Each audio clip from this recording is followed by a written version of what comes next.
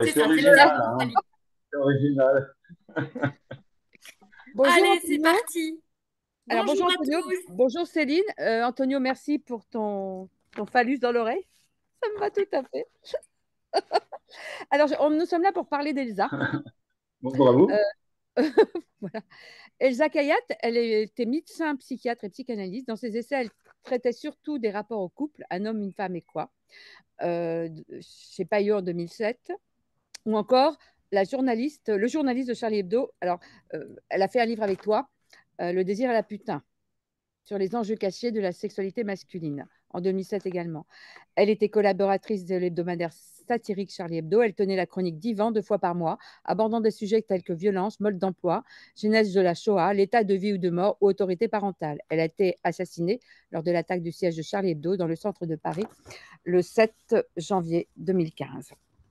Alors, il y avait un témoignage d'Elsa qui a été lu à son décès, qui m'a vraiment plu. Alors, je vais en lire, comme c'est très court, je vais le lire. J'ai rencontré Elsa Kayat en 1999. Je n'avais jamais consulté avant. Personne pour m'accueillir. Je me suis installée dans l'entrée sombre. Une petite jeune femme est rentrée de l'école. Petite jeune fille est rentrée de l'école. Puis la porte s'est ouverte. Jamais je n'oublierai ces premiers instants. J'avais devant moi un petit bout de femme, toute frêle, en jean et pull noir, légèrement voûtée, dont la voix un peu cassée m'a surprise. On s'est installé face à face dans l'immense bureau enseveli sous les piles de revues et des documents. Un chat trônait imperturbable, les cendriers débordaient, les étagères croulaient sous les livres. Elle m'a dit: Racontez-moi. Nous nous sommes rencontrés souvent et longtemps, un rituel presque immuable qui commençait par Alors. J'ai appris à lire dans son regard, dans ses mimiques, affalée sur son accoudoir avec sa cigarette. Rien ne lui échappait. Je savais d'avance quand elle allait me reprendre, me faire répéter, m'obliger à reformuler, à dire.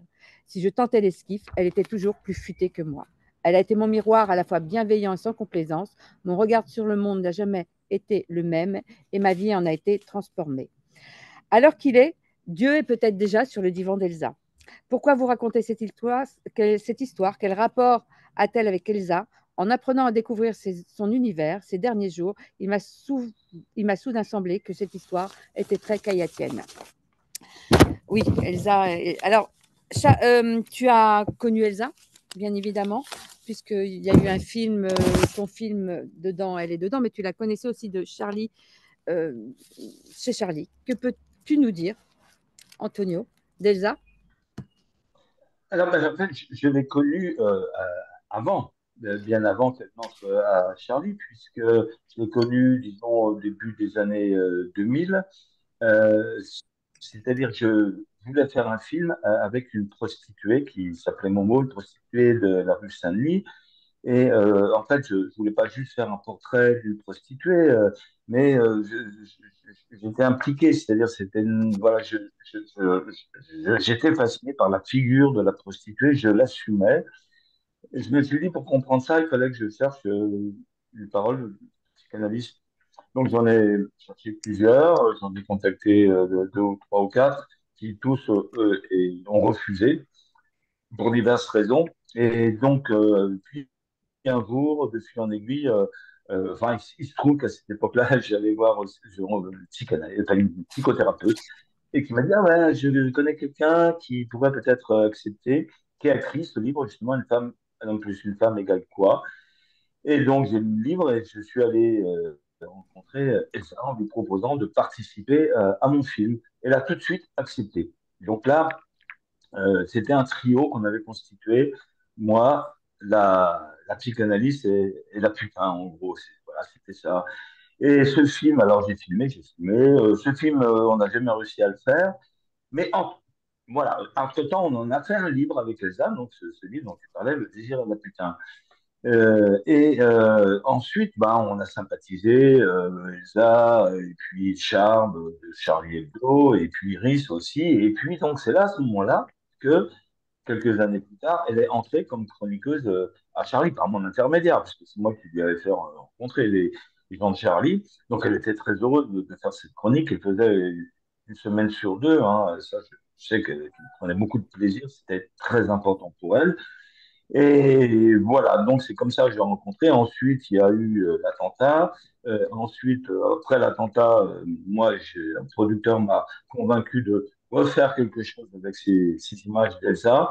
Mais c'était plus le même film qu'avant, c'était autre chose. Donc c'était un journal intime dans lequel j'utilise des images, mais où elles apparaissent pas forcément très souvent en quantité d'images, elle est omniprésente symboliquement en filigrane. Donc voilà un peu mon histoire avec Elsa.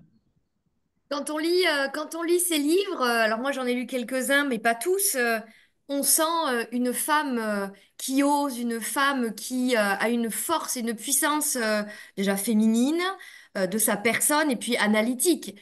On voit qu'elle rebondit toujours. Moi je l'ai vu dans le film, dans le film Je ne veux plus y aller maman, où on la voit accoudée, elle dit oui, alors, ah super, vas-y, elle y va quoi, et puis, quand elle fait ses jeux de mots, là, quand elle te dit pénétrer, peine à être, attends, il y a un truc, et quand elle trouve un truc, ah, on voit son visage qui s'illumine, elle a trouvé un truc, elle te le propose, vous réfléchissez ensemble. On sent qu'elle a une force analytique vraiment bah, caillassienne presque, c'est propre à elle. Qu'est-ce que tu peux en dire, toi, de ce petit bout de femme aussi, avec tant de puissance? Alors, bon, c'est-à-dire, moi, je ne suis pas psychanalyste, ça m'intéresse, donc c'est ça qui m'a amené hein, voilà, à la rencontrer. Et ensuite, son implication à la fois avec le livre qu'on a fait ensemble, à la fois donc, dans le film que j'ai fait aussi donc, avec ces images, et à la fois dans Charlie, où elle venait une semaine sur deux en réunion de rédaction, elle prenait beaucoup de place parce que voilà, elle disait les choses. Ce qui ressort quand même le plus, je ne peux pas moi me prononcer, disons, sur le contenu psychanalytique parce que je ne suis pas un expert de la psychanalyse, mais en revanche, ce que je peux dire, c'est que sur la façon dont elle le transmettait, la façon dont elle l'exprimait, eh ben, c'était tout de suite en prise avec voilà, les discussions sociales, politiques du moment. C'est-à-dire, on aurait pu, voilà, je sais pas, j'aurais pu rencontrer un psychanalyste qui était dans sa tour d'ivoire, qui en disant ça, j'en parle pas, attention, ceci, c'est pas, vous voyez, en prenant plein de précautions pour dire ceci et pas dire cela alors que Elsa, c'était absolument l'inverse, c'est-à-dire c'était sans filtre. Ce qu'elle avait sur le cœur, ce qu'elle avait à l'esprit, elle le disait, elle le sortait, et ça nous faisait réagir. Et c'est cette communication de la psychanalyse qui moi d'abord, et puis après à Charlie, qui nous a plu, parce que, ben voilà, c'est-à-dire, c'était un contenu psychanalytique qui entrait en résonance avec des vraies questions. Moi, mes questions au départ, c'était par rapport à la sexualité, mais après, ça débordait vraiment. Ça concernait bah, euh, le bonheur, l'individu, la liberté. Et puis, à Charlie, dans les réunions de rédaction, on parle de tout un tas de sujets. On peut parler, je ne sais pas, moi, de la guerre en Palestine, comme on peut parler de la procréation médicalement assistée, comme on peut parler voilà, de tout un tas de choses.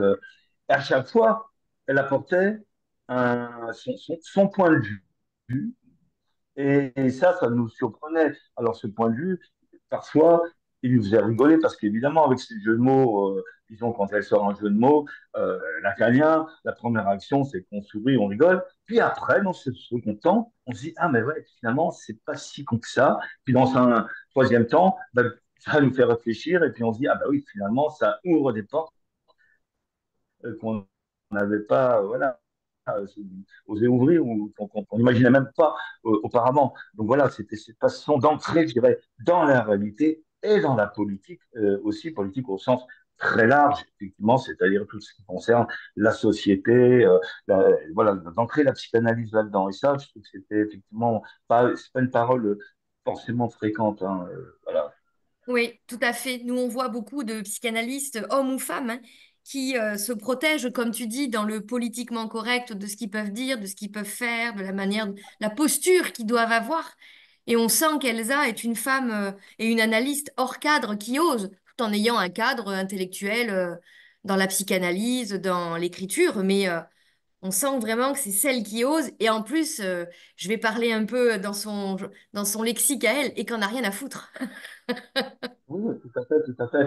Tout à fait. Et d'ailleurs, moi, au tout départ, quand je suis allé voir, c'était par rapport, comme je l'ai dit, à la prostitution. Eh bien, là, on est vraiment dans un domaine très imprégné de morale. Parce qu'on se dit, la prostitution, c'est pas bien, c'est une exploitation de la femme. Mais nous, on n'était pas dans ce cadre-là. D'abord, ça peut se discuter parce qu'évidemment, il y a de l'exploitation, mais il y a aussi des femmes qui décident de le faire. Et dans ce cas, ça rejoint le droit du corps des femmes à disposer de leur corps, hein. Donc, euh, bon, en tout cas, nous, on n'était pas dans des débattons sur autre chose. C'est pourquoi que représente la figure, la prostituée. Et donc là, la morale, c'est pas notre souci. C'est une réflexion. Et donc, il y a plein de gens qui ne veulent même pas aborder ça parce qu'ils sont engoncés dans des carcans moraux. Et avec Elsa, justement, ce qui est bien, c'est qu'on n'en a rien à foutre de la morale. C'est pas notre question, c'est pas notre problème, c'est autre chose. Notre problème, c'est d'essayer de comprendre des mécanismes. Et même si ces mécanismes sont pas moraux, parce que des fois, l'homme, l'humain, il n'est pas moral. On aime des choses qui sont coupables. Voilà. Et bon, c'est intéressant d'explorer ça. Oui. Et ça, c'était ça, Elsa, effectivement. Anne-Marie? Oui, dans la psychanalyse, il n'y a pas de moralité, hein, pour moi. Ça n'existe pas. La psychanalyse, elle doit nous amener à ne plus être objet et accepter d'être sans filtre, à faire tomber l'objet de son pédestal, pas de moralité. Ça n'existe pas. On n'est plus objet. Hein. On est soi. On est kayatienne, christiatienne, ou etc. Et elle vous mettait, d'après ce que j'ai compris, elle vous mettait directement le doigt dans la prise. Au départ, vous disjonctiez. Et puis après, vous disiez, ah, peut-être qu'elle nous a amené une idée auquel on n'aurait pas pensé. C'est une pionnière. Peu de femmes ont osé faire ça parce que déjà la psychanalyse, comme tu dis, on essaie de la formater, de la cloisonner. Elle doit être comme ça. On ne doit pas s'autoriser. Alors que la psychanalyse, c'est pas ça. Comme je disais à Liliane Antonio quand je l'ai croisée, la psychanalyse, c'est la recherche, c'est avancer, c'est mettre du soi, c'est mettre de l'humain. D'abord, je t'attends, Antonio, pour mon prochain livre avec toi. Je ne lâche pas, je ne lâche pas, je ne lâche pas. Comme je ne peux pas avoir une rubrique à Charlie, elle est déjà prise. Je démissionne pas pour ça. C'était une femme d'avant-garde. Et je pense que tout ce qu'elle disait, d'abord, on va répondre à une question qu'elle a lancée il y a quelques années, que tu parles un petit peu dans ton film. On va essayer d'y répondre à notre façon, puisqu'il n'y a pas, je vois dans cette question où elle parle, je ne sais pas si tu t'en rappelles, de peine à être. Elle ne va pas jusqu'au bout de la Oui, bien réponse. sûr. Comment vous voulez Voilà. ça? Voilà. Elle va pas jusqu'au bout de la réponse. Est-ce que tu as trouvé ta propre réponse à cette question ou est-ce que tu as retenu la réponse qu'elle pouvait lancer, entendre, supposer? Mais il n'y a pas une réponse que j'aurais trouvée et qui serait une réponse définitive et qui, voilà, permettrait de résoudre les questions, les enjeux. Non. En revanche, ça m'a aidé vraiment parce que ça m'a inconscient. En fait, euh, ça rejoint aussi ce qu'elle disait aussi souvent. On croit que les clés de soi, elles sont en l'autre. En fait, les clés de soi, elles sont en soi. Et donc, moi, il est vrai que j'ai passé beaucoup de temps, je crois, à croire et penser que j'allais enfin, être heureux à travers le regard de l'autre et en pénétrant justement, peut-être en étant un don Juan. Alors qu'en fait, ça m'a fait changer de regard, de position, et puis que, enfin, plutôt que de chercher à pénétrer, il faut se pencher sur sa peine à être. Et je pense qu'aujourd'hui, ma peine à être, je suis beaucoup mieux avec elle. Je ne sais pas tout régler, sinon, si un jour on résolut tous leurs problèmes, tant mieux pour eux. Mais bon, je pense que la plupart des êtres normaux, humains, réels, ne résolvent jamais tout. Mais en revanche, on peut quand même être bien avec sa peine à être. Voilà, on peut la- la- l'accepter. Et moi, ces jeux de mots, encore une fois, comme ça, ça m'a aidé vraiment, oui, ça, je peux le dire. Alors peut-être que c'est pour ça aussi que j'ai pas éprouvé le besoin de faire ce qu'on appelle une vraie psychanalyse, puisque j'ai fait un livre, j'ai fait un film, c'est pas des vraies psychanalyses, mais quand même, c'est de l'ordre de la psychanalyse, parce que je pense qu'en faisant ça, j'ai réfléchi à des choses. Ben, peut-être j'aurais pu réfléchir sur un divan, mais j'ai réfléchi, voilà, en faisant un film, un livre, c'est une autre façon peut-être, hein. La psychanalyse est partout, de toute façon, dans nos vies de tous les jours. Et effectivement, tu l'as pas fait Ouais, sur un ouais. divan en bonne et due forme, mais elle t'a donné des clés pour pouvoir réfléchir à toi quand même par ces instants de partage de travaux ensemble, entre le livre et vos échanges sur la prostitution, quoi. C'est top, c'est génial. Alors, on rebondit sur Oui, la puis peine à être. c'était en fait un point d'entrée. Oui, tout à fait. Comment? On Oui, rebondit. c'est un point d'entrée parce que là, quand on met le doigt, quand on tire un fil, en fait, c'est toute une pelote qui vient. Hein. C'était pas juste la petite question de la prostitution, mais c'était un point d'entrée, un coup de serrure qui ouvre sur tout un univers, quoi, en fait, sur pourquoi on a besoin des autres, qu'est-ce qu'on tire de ses parents, qu'est-ce qu'on cherche, à quoi on court, qu'est-ce qu'on cherche dans la vie, c'est du bonheur, qu'est-ce qui nous empêche d'être heureux, tous ces mythes, ces Ah, ça a Ah, on planté. a perdu la connexion, Antonio. Il va revenir. Mince. Bon, on va continuer en attendant pour ne pas faire de blanc. Euh, Ah, Bon, il j'espère revient qu'Antonio pas. va revenir. Il va s'en Ouais. apercevoir qu'il s'est planté. Il devrait se redéconnecter, se reconnecter. Alors, je vais faire un aparté sur Elsa. La dépression est un habit dont on peut se défaire car elle nous autorise à être. Sans elle, nous serions nus face à nous-mêmes. Il y a aussi, on a des petites photos d'Elsa. Elsa Kayat, alors il y a plein de, parce que j'ai sur le livre que vous pouvez tous acheter Noël, ça fait vraiment chier. Ah, voilà, il est parti, il va revenir. Elsa Kayat, athéiste pratiquante, je ne crois qu'en la psychanalyse. On a plein de. Alors, on rebondira sur la peine à être, le terme d'Elsa, quand Antonio aura retrouvé sa connexion de Palerme qu'il a lâchée. C'est pas grave. Bon, là, celle-là, elle est pour moi. Hein. Je veux mourir. Il est temps de me débrancher. Non, j'ai dit non. Mais enfin, maman, je n'ai plus 10 ans, respecte un peu ma volonté. Alors, ne fais pas ton caprice, hein. Tu m'en as fait assez voir comme ça. Déjà, dans mon ventre, tu donnais des coups de pied. Voyons, maman, je ne suis plus qu'un légume bien fait. Tu n'as jamais aimé le chou-fleur que je te cuisinais, ni mes salsifis. Le bon Dieu t'a puni. Elsa Kayat. Alors, le médecin, elle est de Catherine. Et c'est sur les réflexions d'Elsa. Noël, ça fait vraiment chier. Catherine, c'était aussi chez Elsa Kayat. Il y en a. Ah, le couple, moi j'aime bien celle-là. Acceptez-vous devant témoin de prendre pour épouse la souffrance ici présente? Oui, enfin, pas devant témoin. Rassurez-vous, personne n'est au courant, pas même vous. La souffrance, vous jurez de faire du mal à monsieur, votre époux ici présent, et de lui être fidèle? Paf. J'adore. C'est exactement ça. Ça, c'est le couple. Ah, c'est Il faut ça. oser. Ah, on t'a retrouvé. On t'a retrouvé. Pendant ce temps-là, on Attends, parlait. il faut que tu remettes le son, Antonio. On t'entend pas. Pendant ce temps-là, on repasse les photos Tu d'Elsa. cliques sur l'écran et normalement, tu as un micro rouge barré. Voilà, c'est c'est bon. bon là, On c'est t'a Alors, bon, je ouais. refais retrouvé. un Bon, schéma voilà. déjà en attendant. Je refais un texte déjà. Alors, c'était on se regroupe, on se serre bien les coudes, on se tient au chaud. Pas de mixité, pas de PD, pas de contre-nature dans notre ronde. Attention, il y en a un qui s'échappe. Pam! Donc, on le tue. Et l'autre, il fait merde, c'était l'amour. Pendant qu'on était Ouais, en train de ouais, te retrouver dans la connexion, Voilà, on s'est ouais. permis on de passe, reprendre des petits on dessins passe à notre travail. de On va répondre, si dessinateurs. tu veux, à la peine à Mm. être, à notre façon. Alors, je pense qu'on ne va pas être si loin que ça Elsa, quoique c'est à notre façon. Hein. La psychanalyse, c'est ça, c'est ouvrir chacun une façon différente.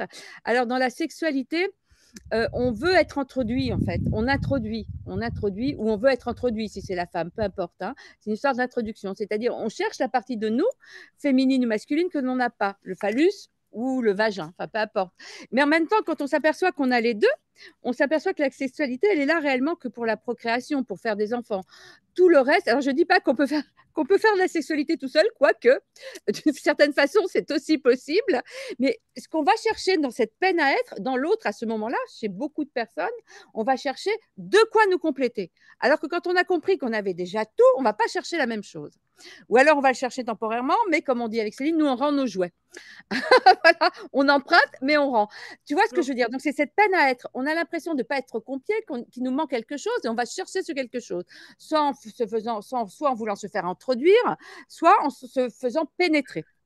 Et l'homme, c'est pareil de son côté, soit en introduisant, soit en pénétrant. Mais en fin de compte, ça nous apporte quoi? Ça complète quoi? Alors, ça donne une jouissance de complétude. oxé. Mais le problème est ailleurs, en fait, et dans cette peine à être que l'on a tous les jours dans la vie, face à la société, face à l'objet que nous représentons, parce que dans l'objet, dans la société, c'est l'objet, il n'y a pas de sujet. Hein. Elsa se mettait en tant que sujet, mais c'est pour ça qu'elle était aussi critiquée et pionnière de la psychanalyse, parce que dans l'objet, il y a des filtres, il y a des, c'est comme ça, c'est pas autrement, c'est comme ça. Donc, qu'est-ce que tu entends de ce que je dis? Est-ce que ça va dans le sens de ce que vous avez soulevé ensemble? Est-ce que je t'apporte quelque chose de nouveau ou est-ce que je t'emmerde? Non, non, non, mais ça va dans le sens oui,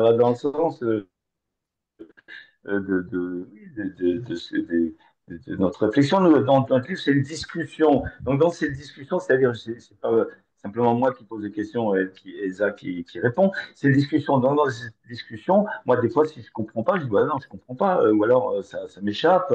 Et puis, l'autre fois, ben, voilà, je dis oui. Donc j'ai le rôle, je dirais, d'un néophyte, hein, ce que je suis. Hein. Donc, peut-être pas complètement, mais enfin, un peu quand même. Donc, effectivement, introduire ou être introduit, peut-être on peut l'exprimer comme ça, mais on peut dire aussi donner ou prendre, quoi, en fait, hein, C'est ça. voilà, je dirais, là, dans ce cas, on n'est pas forcément dans un rapport des sexes physiques, le pénétrant, le pénétré, mais donner, prendre, voilà, comme ça, je dirais, on peut élargir aussi à-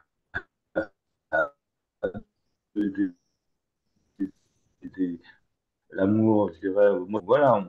Et en même temps, on attend de l'autre. Et des fois, alors c'est ça qui peut être en même temps formidable, hein, parce que quand ça marche bien, ben, on est content. Hein.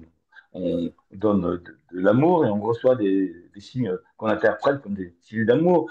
Mais en même temps, la question, c'est que parfois ça marche pas ou en fait c'est pas non plus si ça marchait tout le temps ça se saurait, il y aurait pas autant de gens qui divorceraient, qui se sépareraient, qui seraient voilà, hein. Donc de fait il faut voir quand même, faut constater que c'est que souvent ça coince à un moment donné, ce rapport donner prendre. Et le problème, je pense, moi, ce que j'en ai compris, c'est que ce que j'attendais par exemple ce que représentait la figure de la prostituée. Je ne dis pas la réalité, je fais bien la différence entre la réalité de la prostitution, qui est simplement un échange sexuel, en échange d'argent, quoi, un acte sexuel en échange d'argent, et la figure de la prostitution, ce qu'elle représentait dans mon esprit, mais pas que dans le mien, mais dans, tu vois, de manière générale, c'est en fait une figure d'idéal parce que, en fait, tout est parfait. On donne de l'argent et puis on reçoit un acte sexuel et ça, ben, en fait, c'est quand même quelque chose voilà, idéal, d'une certaine façon, parce que dans la réalité, ce qu'on donne et ce qu'on prend, ben, en fait, souvent ça coince. On n'a pas, on attendrait plus que ce qu'on reçoit, donc on n'est pas content parce qu'on n'est jamais aimé assez. Voilà, moi, je pense que c'est ce que je ressentais aussi quand j'étais adolescent, tout ça, voulait être aimé toujours plus, plus, plus. Donc, même si on est avec une fille qui, voilà, qui nous donne des signes ou des preuves d'amour, bah, en fait, on n'est jamais satisfait, on veut encore plus, à un moment donné. Donc, on donne peut-être, c'est peut-être une sorte de transaction aussi, hein, d'une certaine façon. On donne en échange et on attend quelque chose en échange et,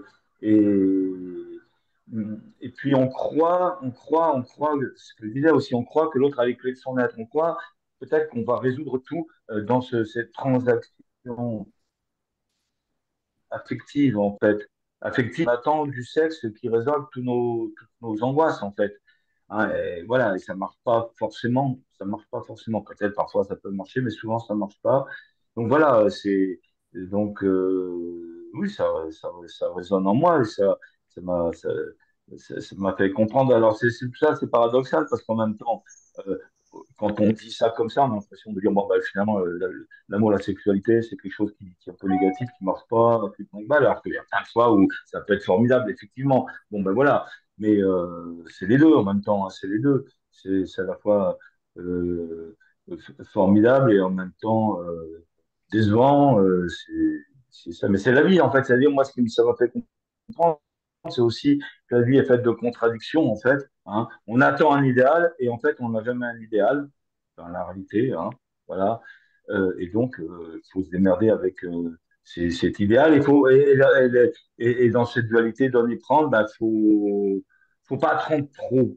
Quoi, en fait, c'est ça, mais ça rejoint un peu ce que tu dis, c'est-à-dire quand on a compris peut-être des choses en soi, et ben on a cessé de trop et de tout attendre de l'autre. Et le problème, je pense que effectivement, c'est quand on attend de l'autre cet idéal, et donc on l'a pas, et alors on le projette, on le transpose sur une figure qui peut être la figure de la prostitution, mais qui peut être aussi la figure de la pornographie, parce que la pornographie, elle est idéale en ce sens aussi, parce que tout est simple dans la pornographie, hein, c'est simple, c'est-à-dire c'est un rapport qui marche tout le temps, il n'y a pas d'enjeu affectif, en fait, hein, c'est ça. Tu écris dans Le désir et la putain, la question fondamentale devient donc, quel est ce trou que je cherche à combler grâce au sexe? C'est exactement ça. Oui, En fait, on parle de ce manque, puisque en fait, tu dis, quand on est jeune, tout ça, on a toujours envie d'être aimé, plus, plus. Bon, ben, c'est le manque d'amour, en fait. C'est le manque de cet amour maternel, idéal, comblant dans le tout, quoi. Le manque de la matrice. Et Elsa parle de la Vierge, la mère idéale, hein. Et en fait, on cherche dans le sexe à combler ce trou. oui. L'enjeu n'est-il pas plutôt d'accepter ce manque, tout simplement? C'est ça, en fait. C'est là est la difficulté, et c'est ce qu'Elsa t'a fait pointer du doigt en parlant de peine à être, effectivement. C'est ça, oui, tout à fait, oui. C'est ça, c'est ça. Et je pense que c'est ce trou qu'on cherche à combler. On peut le combler, on parle aussi dans l'île du don-juanisme, hein, c'est-à-dire don-juanisme, c'est la quête voilà, permanente, en fait. On recherche un idéal, on l'a eu avec une personne, mais en fait, on l'a pas, et après, on cherche après une autre, etc., et une autre encore, et en fait, c'est une quête qui peut être infinie. Et voilà, donc c'est un vide, hein, en soi qu'on cherche à combler, et puis on peut le chercher de plein d'autres façons. Je dirais, il y en a d'autres, même si c'est pas dans la quête sexuelle, ça va être dans la quête de pouvoir sans cesse, ou alors d'autres, ça va être dans l'accumulation financière, d'autres, ça va être dans, voilà, enfin bon, on n'en est jamais content, quoi, en fait, c'est ça. Et c'est C'est un ça. trou qu'on cherche à combler, et voilà, et en fait, une fois qu'on a compris bah, qu'on a un trou en soi, et un vide en soi, bah, alors, il sera jamais complet, mais on vit avec, en fait, c'est ça. Et effectivement, je suis totalement d'accord avec ce que tu dis, et c'est ça, c'était ça, je pense, le cœur du discours d'Elsa. dont- et à partir de ça, ben, en fait, ça résonne aussi sur d'autres sujets, quoi. C'est-à-dire la liberté, le bonheur, parce que c'est quoi le bonheur? Bon, c'est simple, c'est très simple et c'est très compliqué en même temps. Hein. Et les gens, ils sont heureux avec trois fois rien, puis il y a d'autres, ils ont tout ce qu'ils veulent et ils sont malheureux. Hein. Donc, et puis entre les deux, il y a l'immensité de gens qui essaient de se débrouiller avec ce qu'ils ont. Donc, ben, le, le- voilà, on croit qu'on va être heureux parce que on aura comblé un petit peu de ce trou. Et puis en fait, bon, il est un peu comblé. Puis en fait, après, bah, on s'aperçoit qu'il n'est pas comblé, donc on court encore après. Alors qu'en fait, bah, le bonheur, c'est peut-être arriver à se contenter d'un trou à moitié comblé, quoi, en fait. Et puis ne pas chercher sans arrêt. Voilà, c'est ça. Enfin, moi, Tout à c'est fait. comme ça que je l'interprète. Hein. C'est pas une Oui, parole absolue que je dis là. Moi, c'est ce qui ressort de nos discussions avec Elsa. En fait, hein. C'est ça. Je vais rebondir, Antonio, parce que en attendant de t'avoir sur mon divan, il va bien falloir. Alors, écoute bien. La vie est amère quand on attend d'être comblé par la mer, M-E-R-E, somme toute inaccessible. Et il n'y a pas de mer, M-E-R-E, dans la pornographie. Le trou, le vide, le vagin de la mer pour retrouver sa mère. J'ai fait ma Elsa, c'est con. Tu y as- Et voilà. Pour retrouver sa mère. Mais la figure de la mère est pas mal. Ben, moi, bien sûr, mon film s'appelle Je ne veux plus y aller, maman. À chaque séance, les gens me disent pourquoi ce film et ce titre. Et puis, bon, ben, j'explique. Au départ, c'était une sorte de. Comme c'était la prostitution, c'était en fait c'est cette chanson de Jacques Martin, pas de Jacques Martin, mais qu'il a popularisé dans Le Petit Rapporteur, à la pêche le moule, je ne veux plus y aller, maman. Donc, je ne veux plus y aller, maman, voir les prostituées, je ne veux plus y aller, maman, je ne veux plus courir sans arrêt, sans arrêt. Donc, c'était ça. Et après, j'ai cherché d'autres titres, je n'ai pas trouvé mieux. Donc, je suis revenu à ce titre-là, et je pense que, effectivement, la figure maternelle, d'un point de vue inconscient, elle irrigue beaucoup de choses. Je parle de la Vierge, on parle aussi bien dans le livre un chapitre sur la Vierge. Dans le film, je vais chercher le statut à Lourdes, mais qui n'est même pas une Vierge, une Sainte Thérèse de Lisieux. Donc il y a la figure de la mère. Pour moi, elle est importante, mais bon, voilà, parce que par opposition, si on l'oppose sans cesse à la figure de la prostituée, c'est pas pour rien. On oppose les deux. Euh, Et ben en fait, moi, ce que m'a montré Eza aussi, c'est qu'il y a un point commun. Si on les oppose, c'est qu'il y a un point commun. Le point commun, c'est une sorte d'idéal projeté, évidemment, imaginaire, c'est-à-dire la figure maternelle. Ben, voilà, on la veut idéale. Et puis la prostituée, elle est idéale d'une autre façon, comme je le disais, c'est-à-dire idéale parce que la sexualité n'a pas de problème. Et la sainte, elle est idéale aussi parce qu'elle n'a pas de sexualité. Donc, c'est un idéal avec des guillemets, évidemment, qu'il faut comprendre comme quelque chose où il n'y a pas de problème, quoi. En fait, non, il n'y a pas de problème. La mère, on l'avait aussi, aussi ça paraît dans le film, mais je pense aussi que la culture italienne n'y est pas pour rien.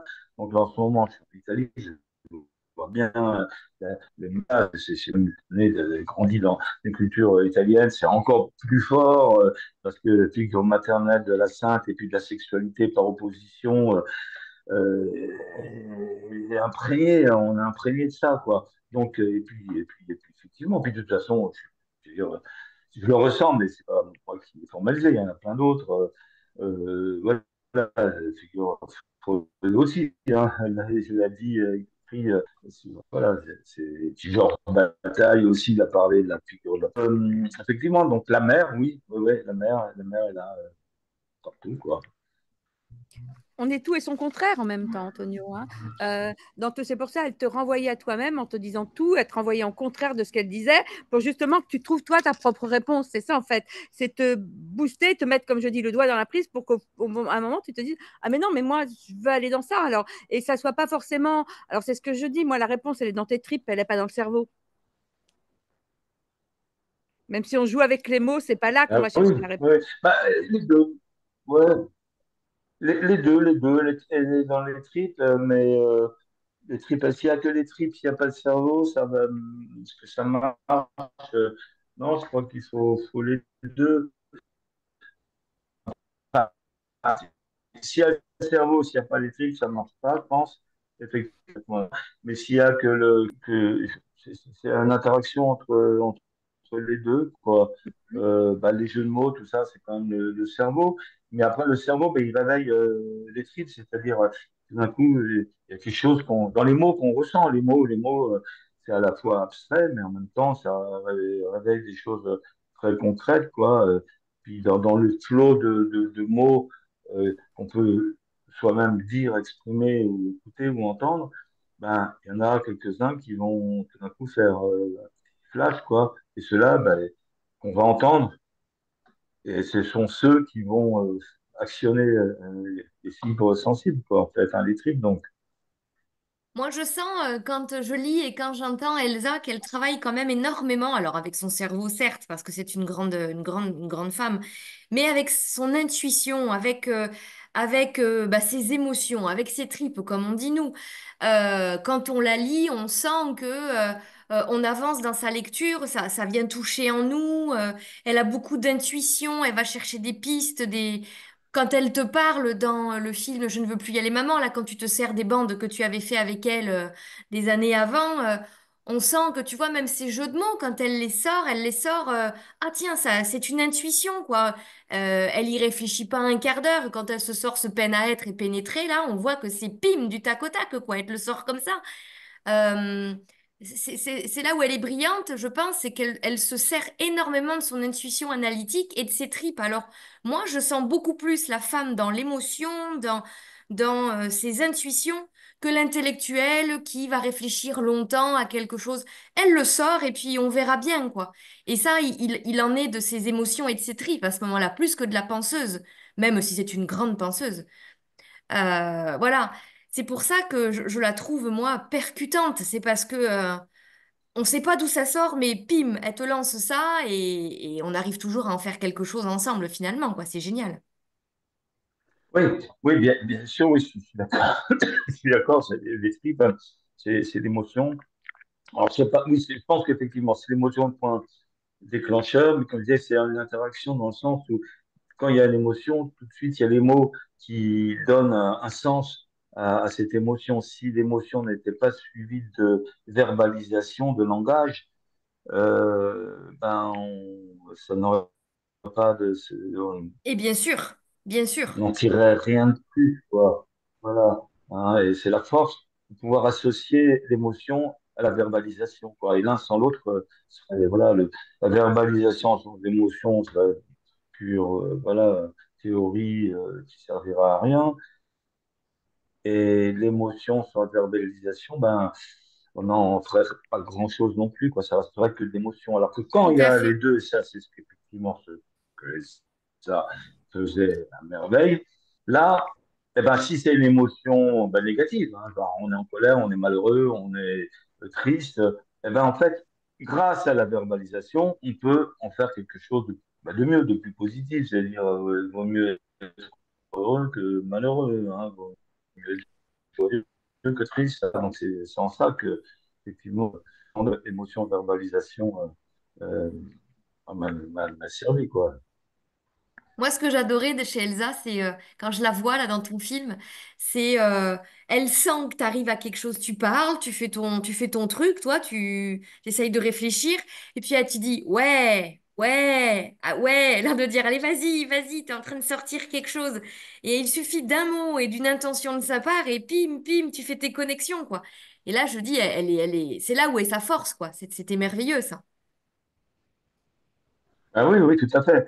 Et puis, je te dis, même en dehors de mes relations avec elle, pour se livrer ce film, quand elle était à Charlie, c'était très drôle parce qu'autour de la table de rédaction, voilà, elle n'hésitait pas, elle y allait à fond. Et les autres de Charlie, qui sont encore moins, disons, sensibilisés à la psychanalyse que moi, souvent, voilà, ils rigolaient ou ils se disaient, ah, bon, allez, arrête ces conneries.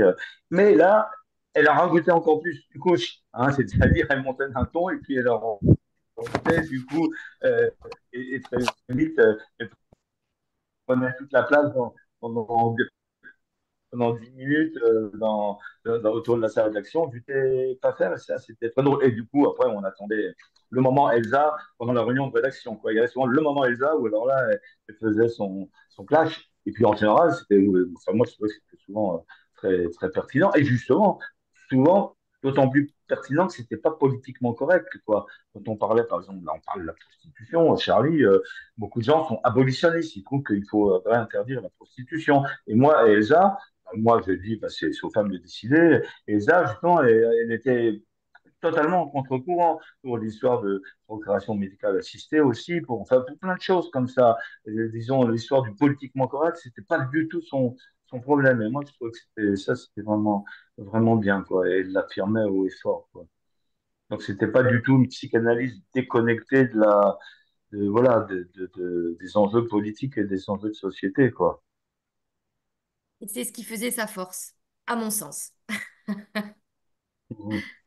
Ouais. Anne-Marie? Non, ben, vous voulez que je vous dise quoi? Je sais pas. Je peux rebondir Je- sur des dessins. Il y en a un qui me plaît bien là. Alors, c'est deux familles groupées. Euh, Sauve-moi mon amour, la femme et l'homme de l'autre côté. Rien ne vaut une grande réunion de famille, ils sont chacun de l'autre côté, pour réfléchir tous ensemble à votre plan de sauvetage. Vous vous rendez compte comme quoi le couple est avalé par la famille, elle avale le couple qui n'est pas un couple. Et là, alors, vous avez sniff, sniff, ça sent le chou ou quoi? Toi, tu t'es encore enfermé dans ta nostalgie tout le week-end. Aère un peu. Mais non, je suis bien là dans mon odeur de paix. Voilà, comme quoi la nostalgie est Euh, réconfortante. La nostalgie. Alors, c'est Catherine qui a fait le dessin. La nostalgie. Elle est toujours à ouais. Charlie Hebdo, Catherine? Non, non, non, elle a quitté après l'attentat pour D'accord. faire des bandes dessinées. indépendante. D'accord, donc elle est dans des BD indépendantes. Oui, enfin, voilà, c'est mon œuvre Alors c'est vrai qu'on veut personnelle, tous elle être fait plus utile de dans la ça. vie. Hein, on veut être utile, mais ce n'est pas suffisant. Parce que si on est utile, on est objet. Hein, et on est utilisé. Et si on n'était pas utilisé, si on n'est pas utilisé, nous nous sentons abandonnés. Et dans ce cas-là, nous abandonnons. Car on ne se sent pas aimé. Tu vois, Ouais. la boucle est bouclée en fait. L'être humain, le problème le plus difficile de l'être humain, c'est d'être objet. Et la société, elle te renvoie tout le temps à ton statut d'objet. Tu ne dois pas être sujet. Si tu es sujet, tu prends des risques et ce n'est pas possible. Bah L'homme d'ailleurs, ne veut pas c'est perdre. ce qu'elle dit dans La capacité de s'aimer. À un moment donné, moi j'ai adoré cette phrase, je l'ai même stabilotée, alors que bon, c'est un livre que. Voilà.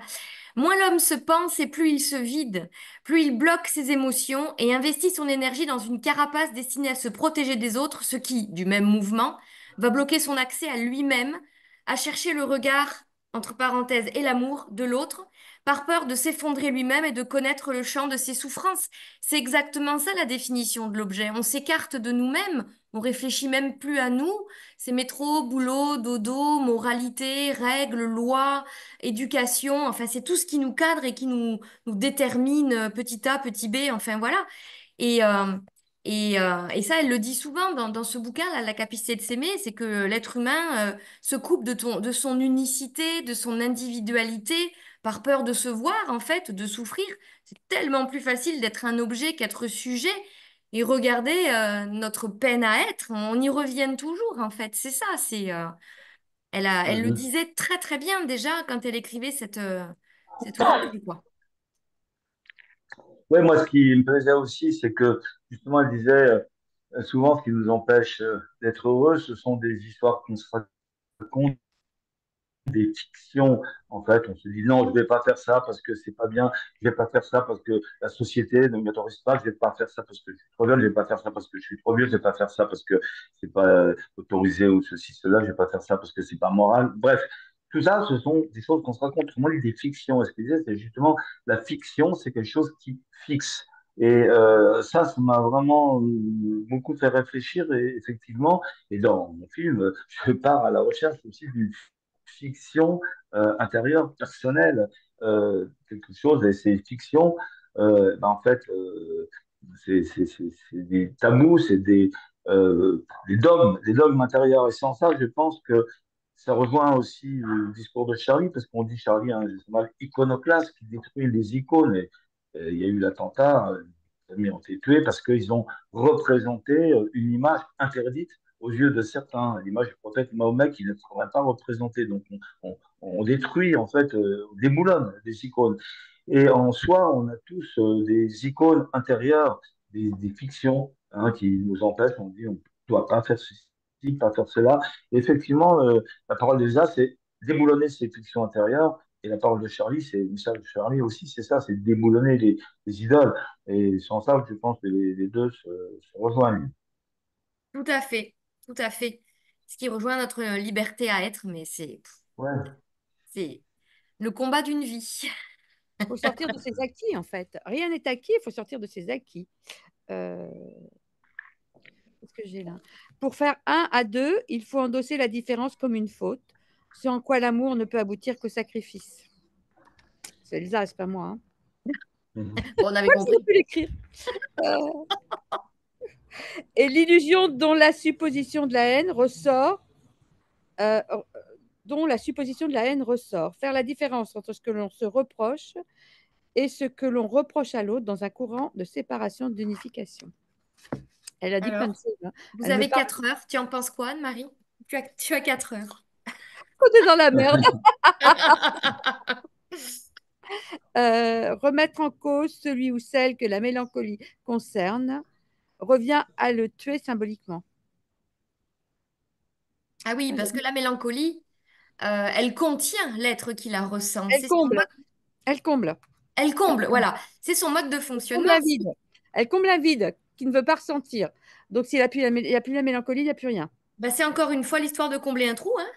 Oui, mais on est toujours dans le trou, on est toujours dans On la est tout le peine. temps dans le trou, c'est marrant, toi Tout et à moi. l'heure, on est toujours, on tourne autour du trou, c'est C'est ce que Euh, Roland Gori, mais c'est ce que Roland Gori appelle, lui, le manque à être. C'est exactement pareil. Oui, le manque-être. Le Bah manque-être oui, qu'il faut accepter. En fait, il nous manque rien. Alors, ce n'est pas pour ça qu'il ne faut pas avoir de sexualité. C'est pas pour ça qu'il faut avoir une sexualité avec un autre. Mais quand on essaie de combler ce manque, on est objet. Et on est objet et on est dépendant de ce manque. Hein, on va juste combler le manque. C'est pour ça que les histoires ne fonctionnent pas. On va combler. Et après, si, elles fonctionnent, certaines fonctionnent dans la possession. Mais la possession, c'est pas de l'amour. Posséder bah l'autre, oui, ce n'est oui. pas le respecter. Posséder l'autre, ce n'est pas l'aimer. Posséder l'autre, c'est posséder. C'est posséder l'objet de peur de le perdre. Combler. Alors, ou combler son vagin, ou l'homme combler le vagin. Enfin, on comble quelque chose. On va chercher la mère.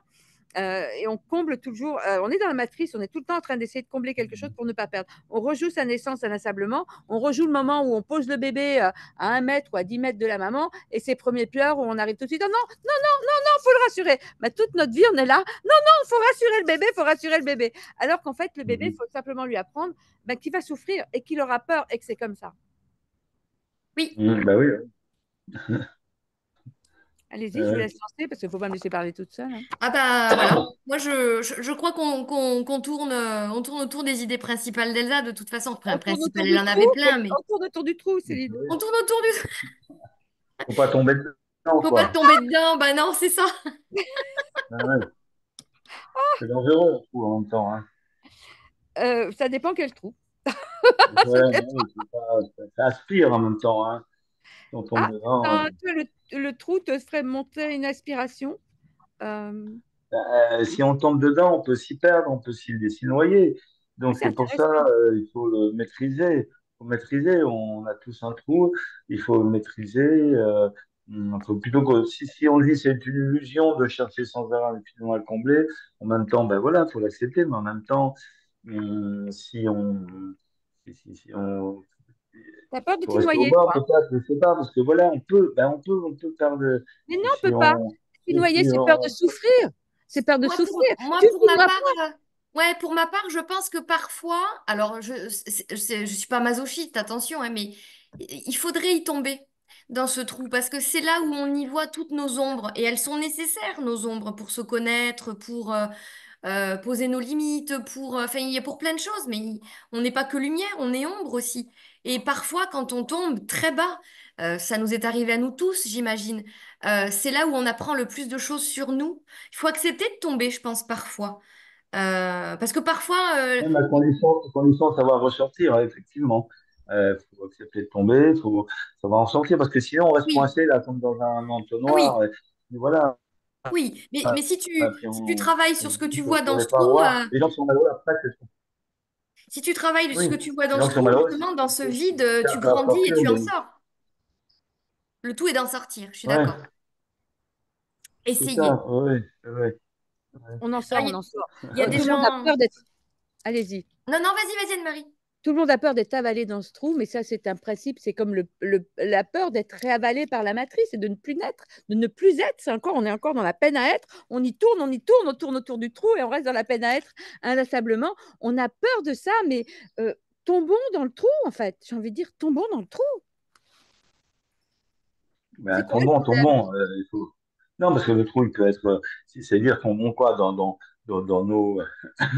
dans nos problèmes, dans nos manques.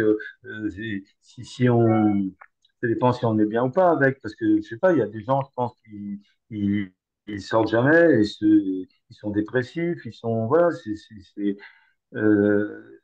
suis pas sûr qu'il faut, enfin, je suis d'accord qu'il faut parfois il faut pas le refuser, il faut l'accepter. Donc, ça veut dire qu'il faut tomber dedans, mais il faut savoir aussi en sortir. Mais je pense aussi que c'est le but de la psychanalyse, c'est-à-dire Oui, de sortir de ça, quoi. Sinon, ça sert à quoi? Si on est malheureux toute sa vie, c'est pas, donc, on peut en sortir, je pense, effectivement, en exprimant par le langage, par la compréhension des mécanismes inconscients qui nous gouvernent, en fait, hein, qui nous poussent, qui nous motivent. Hein, et c'est ça, en fait. Il y a des gens qui font des psychanalyses, donc ils font peut-être d'autres choses. Moi, je l'ai compris voilà, en faisant ce livre avec les uns, on en a parlé, je dirais, voilà, mais pas, je n'étais pas allongé, elle, dans une position de thérapeute, mais ça m'a aidé à comprendre des choses que d'autres, sans doute, comprennent grâce à une psychanalyse. Mais S'il y a aussi, s'il y a jamais ça, c'est pour ça que je pense que le psychanalyse est utile, contrairement aux gens qui, eux, bon, voilà, font un refus total de ça. Hein. Moi, je sais parce que j'en rencontre. Hein. Donc, quand je fais dans les projections de mon film, il y a des gens voilà, enfin, peu, hein, la plupart des gens sont vraiment très positifs, ils adorent, ils sont vraiment, hein, en tout cas ceux qui viennent me voir. Mais je sais qu'il y en a qui font un rejet de ça, qui disent, bah non, tout ça, enfin, voilà, même moi quand j'ai dit, par exemple, voilà, je cherchais à comprendre des problèmes avec la sexualité, bah, il me regarde bizarrement en me disant quoi, c'est quoi, c'est où est le problème avec la sexualité? Pour eux, c'est extrêmement simple. Mais je pense que c'est simple peut-être parce qu'ils ne se posent pas de questions, c'est souvent comme ça. Quand on ne se pose pas de questions, bah, c'est simple. Ça devient compliqué dès qu'on commence à se poser des questions, finalement. Hein, mais en même temps, quand on se pose des questions, c'est peut-être un peu plus compliqué au début, mais après, on s'élève et on découvre d'autres horizons beaucoup plus riches que celui qui ne pose jamais de questions. Toi, tu as eu la chance de te poser toutes ces questions à travers des travaux intellectuels, filmographiques, des écritures. Alors, c'est la chance que tu as eue parce que ça a été quelque chose de... Tu l'as pas subi, finalement. Mais Ah ben c'est non, vrai ben que non. la plupart d'entre nous qui ne faisons pas ce genre de travaux se posent toutes ces questions-là au moment où ils tombent dans le trou, où ils sont dans une souffrance. Et c'est là où on dit parfois à nos patients, merci à votre burn-out, merci à votre deuil, merci à votre dépression. C'est elle qui vous a permis de vous poser toutes ces questions, d'aller chercher vos mécanismes inconscients, de comprendre ce qui vous anime inconsciemment. Et c'est dans la souffrance qu'on en apprend le plus, en fait, sur nous-mêmes. Alors, c'est sûr que toi, tu as eu cette chance de le faire d'abord avec Elsa Vénard, et puis en plus en faisant un film, en faisant des livres. Mais la plupart des gens toquent à notre porte dans une Ouais. souffrance externe parce qu'ils sont tombés au fond du trou. Voilà. Mais en même temps, moi, je reconnais qu'il faut quand même un moteur, une motivation. C'est-à-dire, pour faire ça, pour aller voir Elsa, c'est parce que j'avais eu envie de faire un film avec une prostituée. Mais pourquoi j'ai eu envie de faire un film avec une prostituée? C'est parce que j'avais un questionnement en moi. Je me disais, mais pourquoi ça me fascine? Pourquoi ça, hein, peut-être que je me disais inconsciemment, il y a quelque chose de pas très normal, je sais pas, mais enfin, je ne formulais pas ça comme ça. Mais en tout cas, il y a quelque chose qui m'a poussé. Et puis, sinon, on ne fait pas. Ensuite, pour faire aussi bien le livre que le film, si on n'a pas un petit grain, je dirais, on ne fait pas quelque chose comme ça. C'est tellement long, c'est tellement compliqué. Euh, il faut avoir un moteur intérieur pour faire ça. Sinon, on abandonne. Sinon, très vite. Moi, ce film, ça m'a pris des années. Et donc, j'avais bien un trou à combler, un manque à combler pour aller au bout de ça. Sinon on ne sait pas. Sinon, on ne sait pas.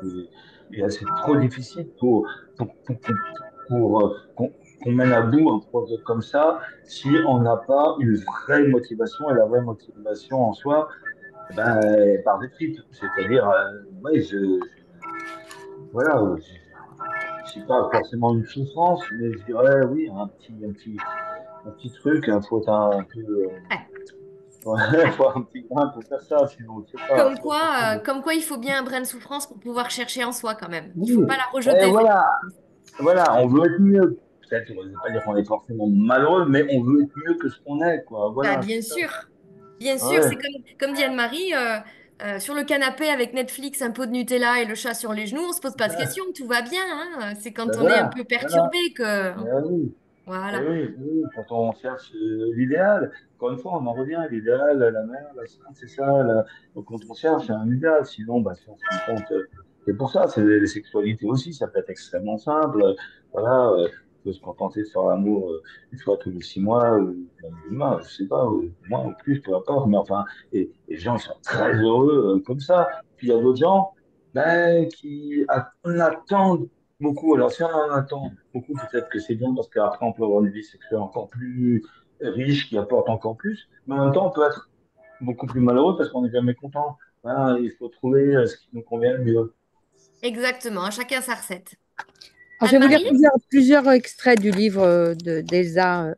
L'énorme pas de la découverte analytique consiste, nous l'avons vu, à avoir décelé la haine non seulement au cœur de n'importe quel amour, mais dans la filiation à laquelle tout amour se réfère. Mais s'il nous faut éclairer le rapport de l'amour à la haine, c'est enfin d'examiner si, oui ou non, il est possible de renouveler l'amour. Autrement dit, s'il est possible de soulager l'amour de son poids de haine dont tout amour est affligé. Car faire comme si la haine était le corrélat obligé de l'amour éteint la question, éteint la différence des modalités qui organisent le lien à l'autre en interdisant tout accès à la possibilité que l'amour se renouvelle. Ainsi, avant d'examiner ce qui préside à la haine, il nous faut appréhender, déceler l'existence de la haine derrière les différents jeux de l'amour. Un autre qui va bien te plaire, Céline, un petit extrait très court, mais enfin, sur la perversion. La perversion consiste à entretenir l'amour du côté de l'autre sans s'engager avec lui. C'est une forme de haine, de mise à distance de l'autre, qui ne tient qu'à une peur de l'amour. Une haine masquée sous l'apparence d'un dégagement total qui figure le je n'y suis pour rien. Ça va te parler, ça. La Tout à perversion fait. relève essentiellement d'une peur de s'engager avec l'autre, d'une peur que l'autre répète sa haine inconsciente, c'est-à-dire son manque et le rapport douteux que le sujet entretient avec lui-même, par quoi elle se repose sur du chantage. Elle fait écran à l'engagement total, absolu, que la perversion suppose de façon erronée à l'amour, par quoi elle jouit de façon cachée de sa haine, elle jouit du manque de l'autre pour l'aveugler sur les siens. Bravo Elsa, elle a tout Hein. compris. Voilà, elle a tout compris sur la perversion. Hein. Et, elle n'a de cesse de faire payer à l'autre, hein, de faire payer à l'autre à défaut en attente de le payer soi-même, en fait. Hein, on fait payer à l'autre quelque chose qui nous appartient dans tout ce qui est pervers. Alors, le derrière du livre, Elsa, un homme, une femme, quoi, hein, que tu as lu, Antonio, c'est, elle est comme le couple, elle est comme moi sur le couple, c'est un mot qui ne veut rien dire. Que se cachent les gens qui s'aiment? La haine. Ce qui fait que très souvent, à éviter cette haine, à ne pas la penser, un couple devient un cadre formel où deux célibataires cohabitent. Deux célibataires dont l'union n'est plus intime mais sociale. Dès lors, comment accepter d'aimer et d'être aimé, de prendre du plaisir avec son partenaire, de ne pas céder devant ce que l'on ne veut pas, de céder de souffrir par amour, tant il est vrai que celui-ci peut aussi être synonyme de joie. Voilà, moi j'adore Elsa parce qu'elle porte des... Elle dit peut-être ce qu'on le dit nous aussi, mais d'une autre façon. Euh, En tout cas, c'est une pionnière. C'est une pionnière dans la psychanalyse parce que c'est une femme qui ose. Il n'y en a pas beaucoup qui ont osé être elle-même. On sait que quand on ose en psychanalyse, on se prend beaucoup de coups de fusil parce que les femmes n'ont pas le droit. Une femme qui ose, tu te rends compte? Alors, c'était une psychanalyste, c'est Charlie. Je pense qu'elle devait en prendre aussi plein derrière, mais qu'elle s'en foutait, mais elle devait prendre des coups. Et puis même quand sur Facebook, je partage Elsa, on me dit, mais qui c'est celle-là? Voilà. Voilà. Eh ben, c'est une femme, c'est une pionnière de la psychanalyse dont je suis admirative. Nous, je pense qu'on est sur ce chemin. On a Mm. connu Elsa, on ne copie pas Elsa parce que Elsa est incopiable et on ne copie personne. Mais on s'est trouvé en la lisant, on se dit, mais en fin de compte, nous, on se lance dans une même dynamique en fait. On accepte d'être sujet et non objet, de se montrer tel que l'on est, de rebondir, de pas de trouver des signifiants par-ci par-là, de les mettre en relation, d'accepter de ne pas avoir la réponse, mais de soulever des réponses, de mettre le doigt dans les prises, de semer des graines et d'interpeller, parce qu'en interpellant les autres, on s'interpelle également nous-mêmes. On en grandit de ça. Elsa devait aussi grandir de sa différence, parce qu'on sent qu'il y a une sublimation dans ce qu'elle fait. Elle sublime quelque chose qui lui appartient. Elle va encore chercher plus loin la sublimation. Et quand elle le dit, on voit qu'elle l'est. Elle y est, elle y est, elle l'a touché, la sublimation. Elle cherche à en toucher une autre. Elle vous interroge tous et c'est communicatif, en fait. Et c'est dans cette communication, cette communication, oui, d'humanité, qu'il y a un sens et que chacun trouve son sens, sa différence. Parce qu'elle ne donne pas la parole, elle ouvre à trouver son propre chemin. Exactement. C'est en ce sens, moi, où j'admire Elsa, et je pense qu'on l'a compris, je suis une fan inconditionnelle, c'est que d'abord, c'est une femme psychanalyste, chroniqueuse chez Charlie Hebdo. Purée, il faut une sacrée paire de couilles pour pouvoir le faire. Euh, et, euh, et elle s'en fout et elle y va. Et on sent que quand elle fait réfléchir quelqu'un, elle réfléchit elle-même, ça part de ses tripes. C'est presque comme si on voyait dans son cerveau, t'as tout le merdier qui est en train de se faire pour, poum, sortir quelque chose. C'est beau, quoi. Et je pense qu'en fait, Elsa, elle a beaucoup de mécanismes lacaniens dans l'utilisation des mots, hein, Antonio, dans ses jeux de mots. Elle parle beaucoup de Freud dans des ouvrages. Enfin, elle est psychanalyste, elle renie pas ses pairs. Mais ce que j'admire, c'est qu'elle va au-delà avec sa propre personne, avec ses tripes à elle. Et ça, je trouve ça magnifique. Oui, tout à coup, elle prend quelque chose, en fait, une phrase où ça lui vient tout de suite, paf, elle la digère, tout ça, elle vous, pouf, et la digestion est là, elle vous balance ce qu'elle a trouvé en étant la petite fille qui est très contente. Tiens, j'ai trouvé quelque chose, maintenant, dis-moi ce que tu en penses. Voilà, c'est un peu ça. Et dans cette sublimation du moment, ou même limite cette jouissance, vous, ça vous interpelle parce que ça crée un lien, ça crée un miroir qui va toucher en miroir votre inconscient qui se dit mais merde, elle a dit un truc là, mais la façon dont elle l'a dit, ça nous interpelle. Donc vous allez chercher, vous, qui se joue en vous à ce moment-là, dans ce qu'elle a lancé. C'est la façon aussi de le dire, le dynamisme qu'elle met dedans, et on voit qu'elle ne l'a pas préparé, qu'elle vient de le trouver, là, faut que ça sorte. Je l'ai trouvé là, il faut que ça sorte maintenant. C'est ça. Antonio, toi qui la connaissais. Bah, écoutez, oui, mais moi je suis d'accord avec On ce te que vous donne dites le mot de la fin pour... et je pense que ce sont de belles conclusions auxquelles je n'ai pas grand-chose à ajouter, si ce n'est que de dire ben, que c'est bien c'est formidable ce que vous faites, c'est-à-dire de faire connaître son œuvre, ce travail d'Elsa, et puis d'inviter les gens qui veulent en savoir plus à lire ses livres, parce que c'est vraiment là qu'on peut découvrir voilà, sa pensée. Et c'est formidable de le faire. Et puis, puis de voir mon film, comme ça fait de la promo aussi en même temps, hein, parce que on la voit elle aussi. Hein. Et puis, bah, écoutez, c'est formidable. Je n'ai rien de plus à ajouter, si ce n'est que bah, ce qu'elle nous a apporté, ce qu'elle m'a apporté à moi, ce qu'elle a apporté à Charlie, ben, je pense que c'est bien que puisse, voilà, que d'autres. Parce qu'effectivement, je dirais qu'on peut dire qu'elle est méconnue, méconnue dans le sens où voilà, elle mériterait davantage connue, ouais, méconnue même, même à Charlie, même quand elle a été, voilà, quand elle a été tuée dans l'attentat. Moi, il y a une scène de mon film hein, où je filme une fresque qui avait été dessinée dans la rue Nicolas Appert, où il y a eu l'attentat, et il manquait Elsa. Hein, il y avait toutes les victimes, sauf Elsa. Donc, ce qui montre bien que voilà, elle était méconnue, on l'oublie, c'est pas très grave hein, finalement. Alors moi, je mets le doigt dessus, hein, l'artiste qui a fait ça est furieux contre moi, mais je trouve que c'était parce que là, encore une fois, c'est un manque. Hein, tout mon film, c'est sur l'image manquante, et là, il y a une image qui manque, c'est l'image d'Elsa.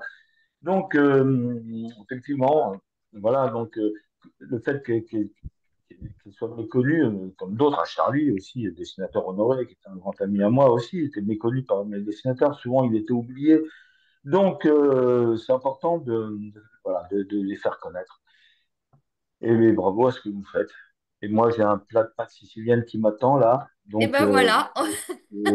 Alors, voilà, donc je- merci Céline, merci Merci Antonio et Céline Anne-Marie. de Je suis Perpignan, très honorée de parler d'Elsa en tout cas. Antonio de merci à Palerme. vous. On va te revoir, Merci. Antonio, je pense bientôt. Enfin, moi, je te me communiquerai là, bon, pour un film, pour ton film, bien évidemment. Elsa, cette pionnière de la psychanalyse dont on n'a pas fini de parler, nous, hein, qui nous ouvre le chemin pour être nous-mêmes. Merci beaucoup au journaliste de Charlie Hebdo et ami Antonio Fischetti. À très vite. Merci Merci à Antonio. vous. Bonne Bisous. Au soirée. revoir. Bonne soirée. Salut.